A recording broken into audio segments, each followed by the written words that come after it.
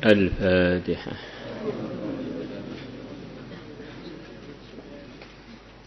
بسم الله الرحمن الرحيم.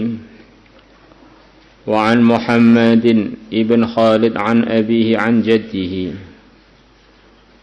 Wakanat dan adanya jad lahu baginya suhbatun, pernah bersuhbah dengan Rasulullah sallallahu alaihi wasallam. Beliau mengatakan, sami'tu, aku telah mendengar Rasulullah sallallahu alaihi wasallam yaqulu, beliau bersabda, innal abda, sesungguhnya seorang hamba, idza sabaqat lahu minallahi manzilatun, kalau telah terdahulu baginya dari Allah manzilatun, satu derajat khusus. Maksudnya, kalau ada seorang hamba yang telah oleh Allah itu telah ditakdirkan punya derajat khusus. Innal ladzina sabaqat lahum minal husna ulaika anha mu'adun. Orang-orang yang telah saya tulis, yang telah terdahulu baginya al-husna, nasib baik. Al-husna, nasib baik. Ulaika anha mub'adun, mereka itu akan dijauhkan dari neraka. Ini orang-orang yang nasibnya baik itu mesti akan dijauhkan dari neraka. Kalau orang dekat-dekat dengan neraka itu memang nasibnya enggak baik. Jadi ada seorang hamba sudah tertulis di sisi Allah sana, dia ini akan punya derajat khusus. Falam yabrugha bi'amalin, sedangkan dia tidak bisa sampai ke derajat tersebut bi'amalin, dengan sebab amalan. Sementara amalan dia ini enggak nutut untuk mendapatkan derajat itu. Di amalan harian dia itu tidak cukup untuk membeli derajat itu. Wiridnya, ngajinya, dakwahnya, anggap saja nilainya derajat itu perlu dibeli dengan amalan yang nilainya 1 miliar kebaikan. Nah, sementara amalan harian dia itu paling hanya sampai 0,5 miliar kebaikan, upama diangkakan. Maka masih kurang untuk mendapatkan hal tersebut, kurang 0,5 miliar lagi. Ini umpamanya begitu itu. Ibtalahu Allahu fi jasadihi, maka Allah akan berikan musibah kepada orang tersebut di dalam jasadnya, biar dapat menambal kekurangan harga tadi. Au malihi, atau dalam hartanya. Au fi waladihi, atau di dalam anaknya. Jasadnya sakit, atau hartanya kurang, atau bangkrut, atau anaknya sakit, atau anaknya meninggal, dan terusnya. Tsumma sabbarahu ala dzalik, kemudian Allah menyabarkan dia ala dzalika, atas ujian yang menimpanya. Diuji sekaligus Allah memberikan pertolongan pada dia, pasti sabar. Hatta yablughul manzilah, hatta yuballighul manzilah, sehingga Allah menyampaikan hamba tersebut al-manzilata, kepada derajat tadi. Allati, yang mana manzilah sabaqat lahu minallah azza wa jalla, yang telah terdahulu untuknya, yang telah tertulis untuknya dari Allah azza wa jalla. Ini di antara yang bisa difahami di sini ini. Kalau ada ujian-ujian dari Allah itu kita husnudon, kita baik sangka, ini Allah ini maha penyayang pada saya, pada hambanya, maha bijaksana. Pasti kalau saya menghadapinya sesuai dengan ridho Allah, nanti akan dapat anugerah yang tidak pernah bisa saya dapatkan kecuali dengan diuji dengan musibah.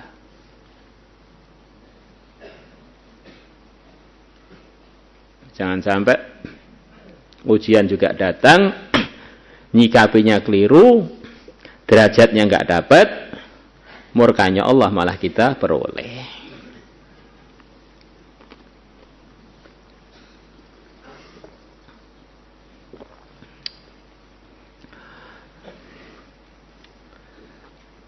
Maka ada 2 orang datang ke seorang nabinya Bani Israel, katanya.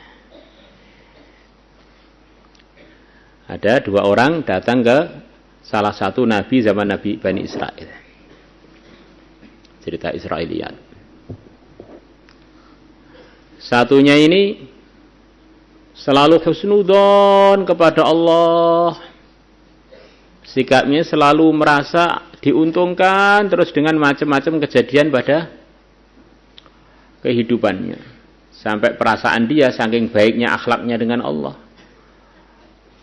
Kok dia ini mulus terus hidupnya, sampai khawatir kalau ini termasuk bagian dari ketidakbaikan. Bagian dari penjerumusan dari Allah, istidraj.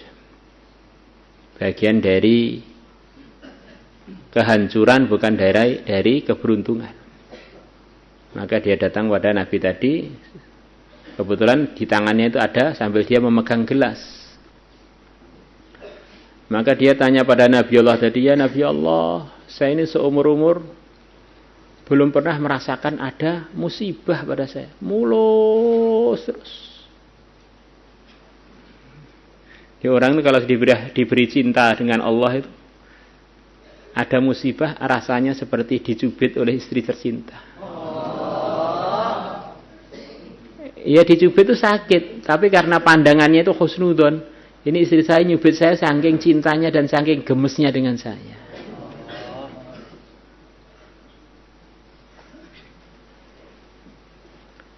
Berikanlah arahan pada saya biar saya ini pernahlah ngerasakan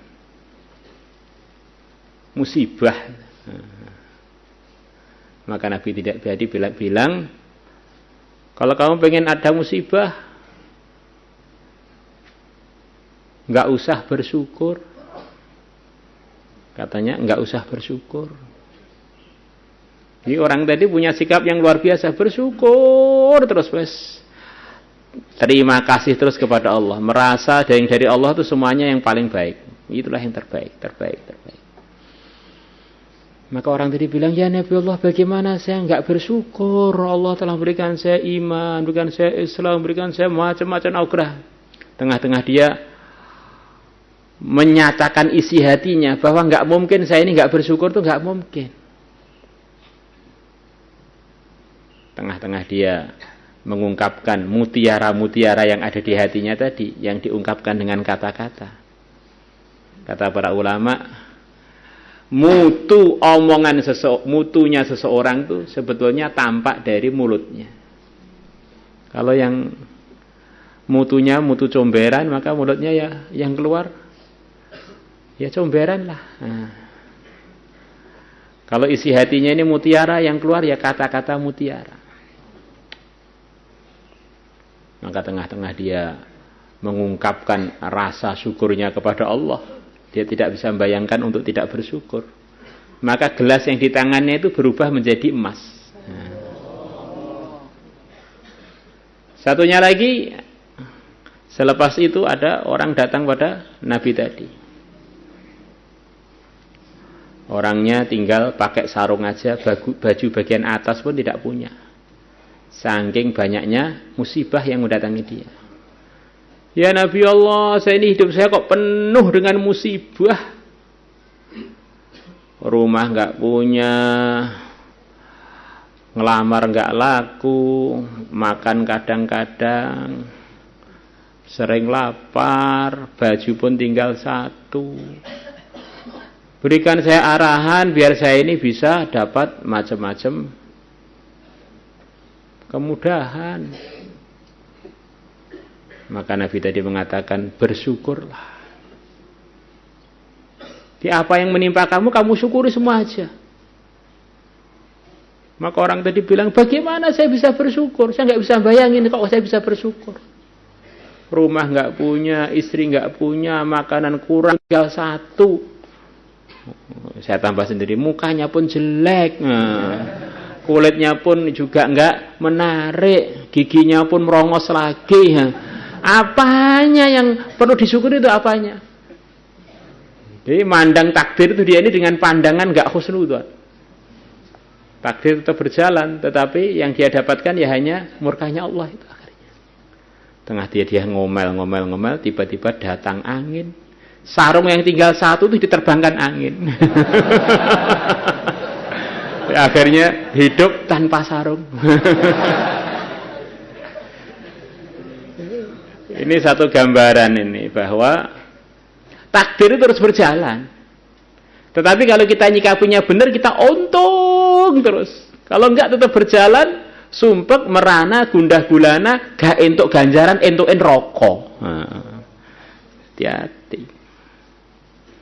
Nah, kita ngaji ini biar selalu dapat pahala dalam suka dan duka. Pada waktu miskin dan kaya, waktu laku nikah atau jomblo enggak laku-laku.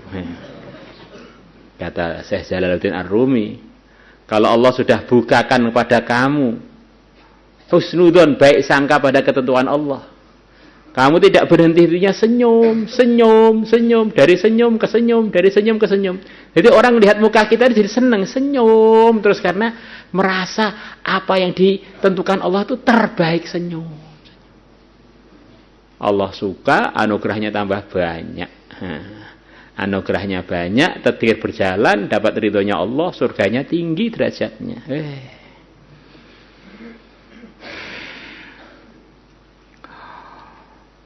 وعن أبي هريرة رضي الله عنه قال قال رسول الله صلى الله عليه وسلم ما يزال البلاء بالمؤمن والمؤمنة في نفسه وولده وماله حتى يلقى الله تعالى.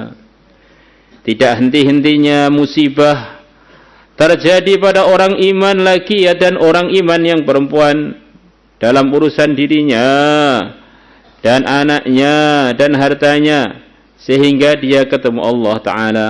Wa ma'ali khati'atun, dan dia tidak punya kesalahan lagi.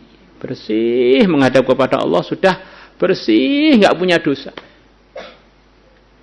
Kalau orang nggak punya dosa, ya gimana? Keadaannya mirip dengan para nabi, para rasul. Ya sudah, apa yang diminta ditunaikan, masuk surganya Allah. Walakum fiha ma tashtahihil anfusu wa taladzul a'yun. Rawahu Tirmidzi wa qala haditsun sahihun wal Hakim wa qala sahihun ala syarti Muslimin. Allah